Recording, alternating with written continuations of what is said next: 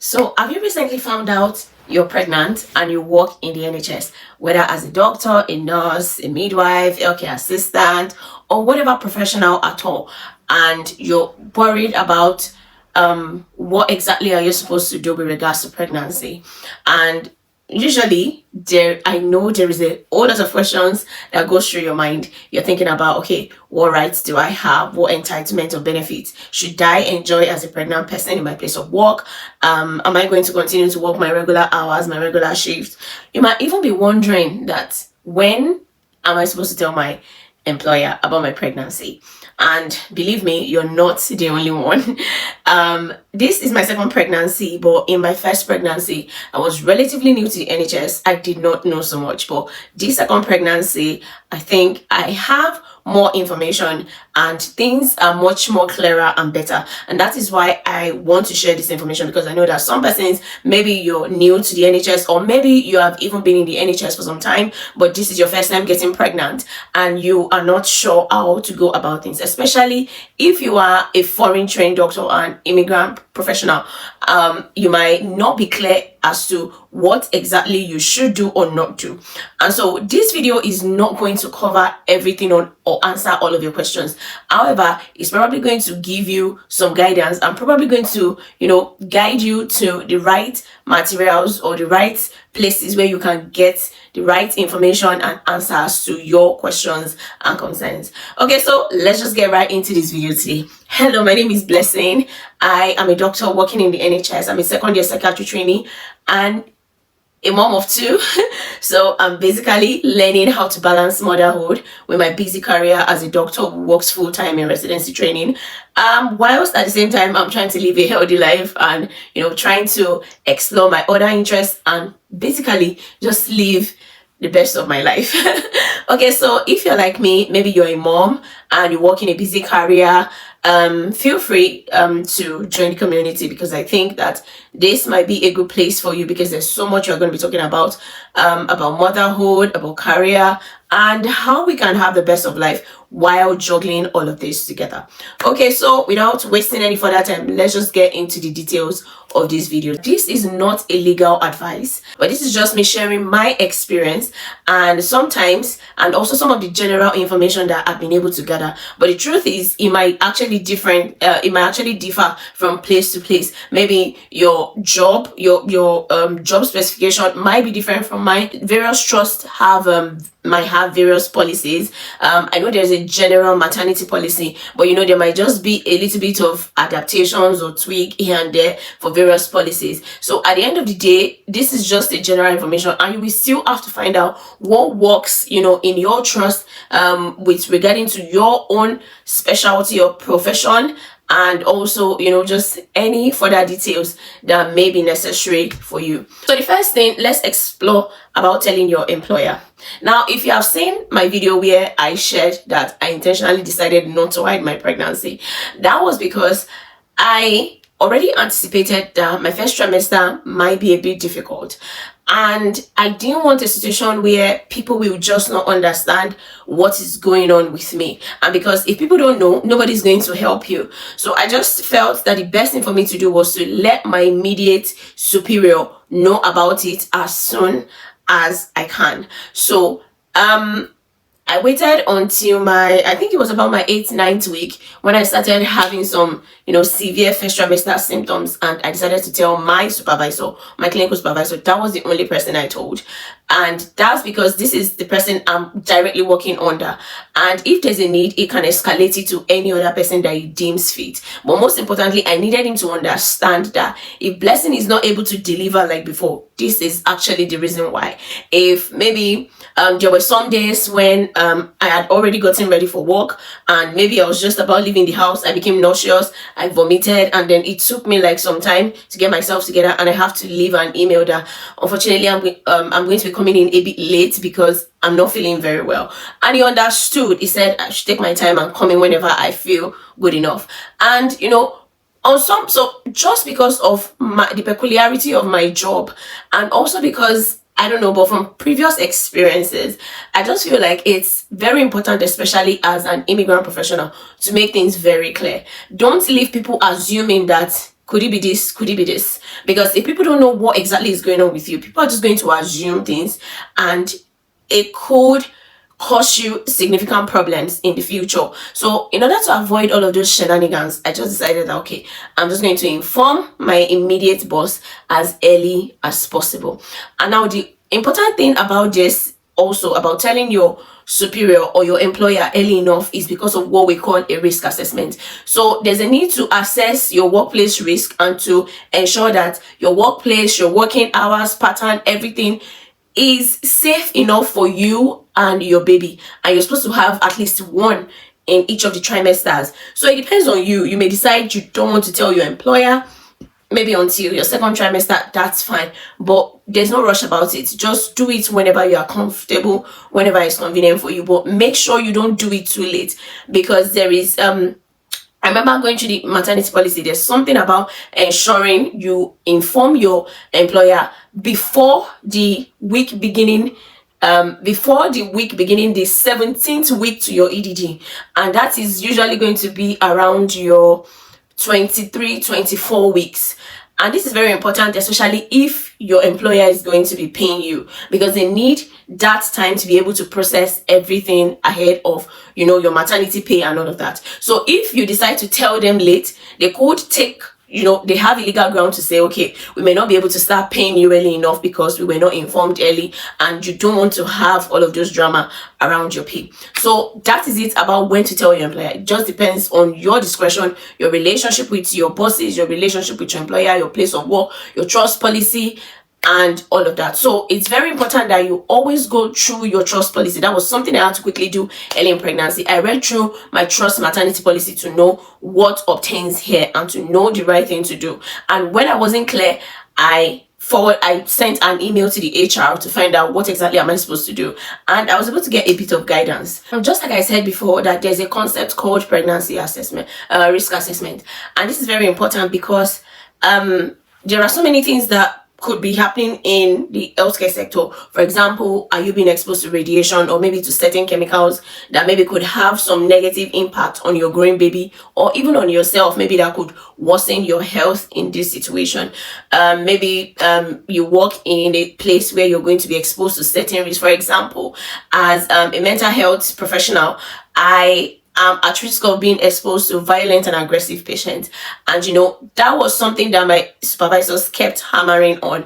And I remember we got to a point where we actually made a plan around whenever I'm on call. So when I'm on call, they had to make some adjustments to me seeing patients. If a patient is aggressive, I should not see, and also I should not see anyone alone or by myself, any patient at all. And even before I see the patient, I should speak to the nurses on the ward with regards, asking questions regarding this patient's risk of violence before I go ahead. So if it's a patient who the other ward staff think is violent, I don't have to see this patient, and I can, refer to the next person on call, who is either a senior registrar or a consultant. So that was the plan. So in your place of work, they also need to do a risk assessment so that they can know, is there any safety, is there any workplace hazard that you could be exposed to that could harm either you or your baby. That is very important. And if no one has done it for you, you should actually request for it. So I remember my first pregnancy, I was not aware of anything about risk assessment.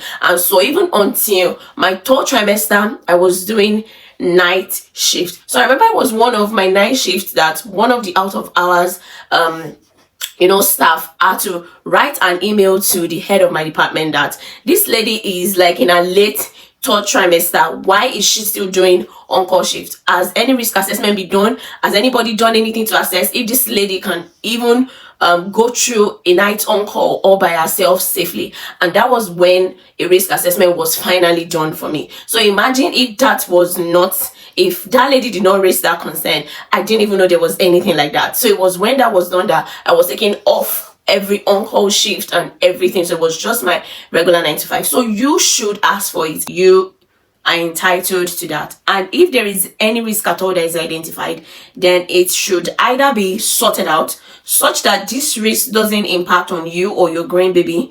And if in any case they are not able to remove this particular risk, then what could happen is that your trust may actually have to, find a way to resolve it, between you. In some cases, I've actually heard of cases where this person had to completely be off work. This person had to stop working, or maybe started working from home early in the pregnancy until that hazard was dealt with. And for some persons, they actually continued working from home all through the rest of their pregnancy because of that risk that could not be sorted out by their employer. So it's actually that serious, and it's something that you are entitled to. Now, there are so many other entitlements or benefits that you should enjoy as a pregnant woman. For example, your antenatal. It doesn't matter the number of antenatal appointments that you have in a week. You are entitled to attend those appointments, and they are paid. So you shouldn't be afraid to request to go for your antenatal appointment. I think the only thing is just to ensure that you inform your supervisors, your line managers early enough. Maybe just let them know, oh, I have this appointment, maybe like 2 weeks before. This is something you can actually discuss with your manager for them to know, okay, how early do they want you to inform them, so that they can make the necessary, arrangements such that your absence doesn't affect, patient care and, the jobs on the ward or in the hospital.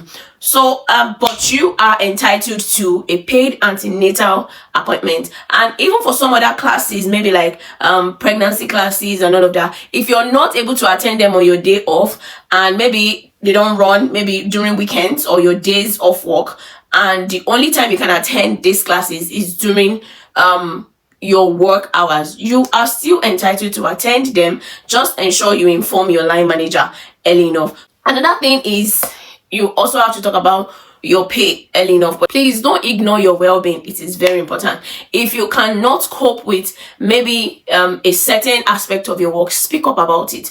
And if you have any questions, always ask questions. I think I must emphasize is that pregnancy period is a time when you should ask questions. Don't just assume things. Ask questions, because the problem is sometimes when you don't ask, you don't even know that there's a provision that has been made for that experience or for that difficulty that you're having. And if you don't ask, nobody knows you're struggling, nobody knows that you need it, and nobody's definitely going to provide it. So that's why it's very important. If you go through your trust policy and there's something that you're not very clear about, send an email to your HR, send an email to your line manager, look for somebody who has been pregnant before in the trust. Ask questions until you have answers to your question. People say pregnancy is not an illness, and truly it's a physiological process, but for some persons it is actually a significant health condition that can significantly impact on their life, on their health, even on their mental well-being. And that is why it is very important that as a professional working in the NHS, especially as doctors, nurses, a lot of times we want to bear a lot of things. We just think, oh, I'm okay, oh, I can cope, oh, I can deal with this, oh, I can manage this, oh, it's just nausea, I'm all right, and this and this and that. But it's very important to know that pregnancy is not the same for everybody. It's a unique experience, and if it's impacting on you physically, maybe on your physical well-being or on your mental well-being, please speak up. Please speak to the right people. Seek for help. It is all right for you to seek for help. It is all right to get the necessary help that you need. No one is going to look at you like, oh, maybe you're being lazy or anything like that. If that happens, then it probably means that maybe your work environment is toxic, and it might just be a sign that it's not a healthy work environment for you. Because really, pregnancy is could be a really difficult experience for some persons, and that should be recognized. You should not feel afraid to speak up about your struggles in pregnancy to your employers, to your line managers.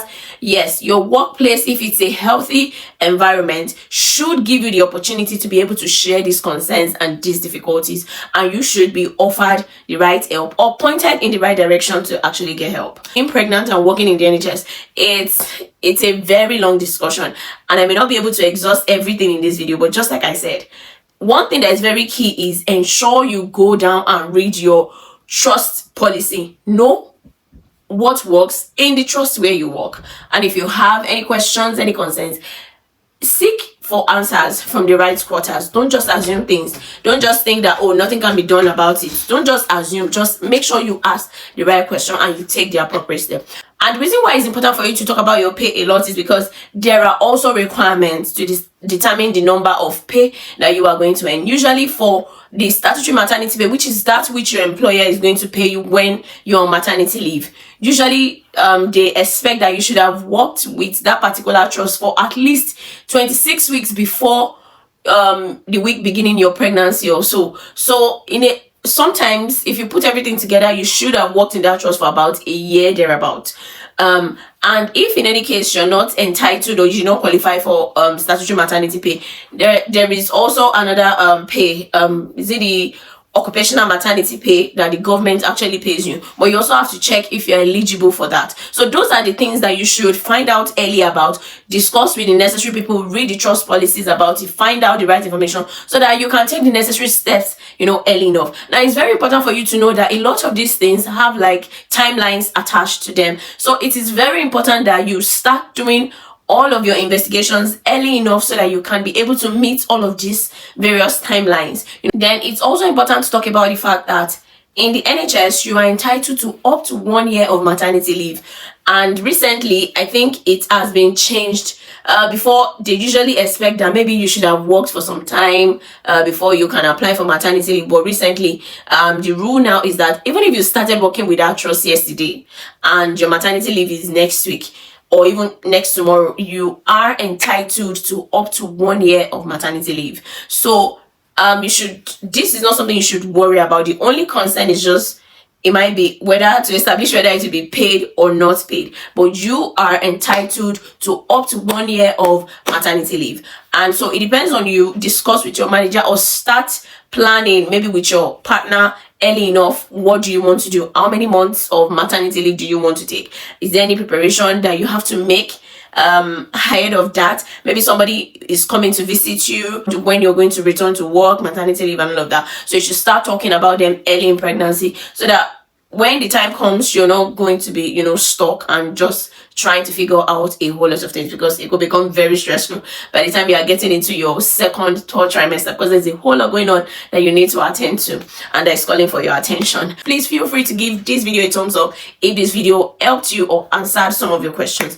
And also feel free to drop your comment, and also to like this video and also subscribe to this channel for more content like this.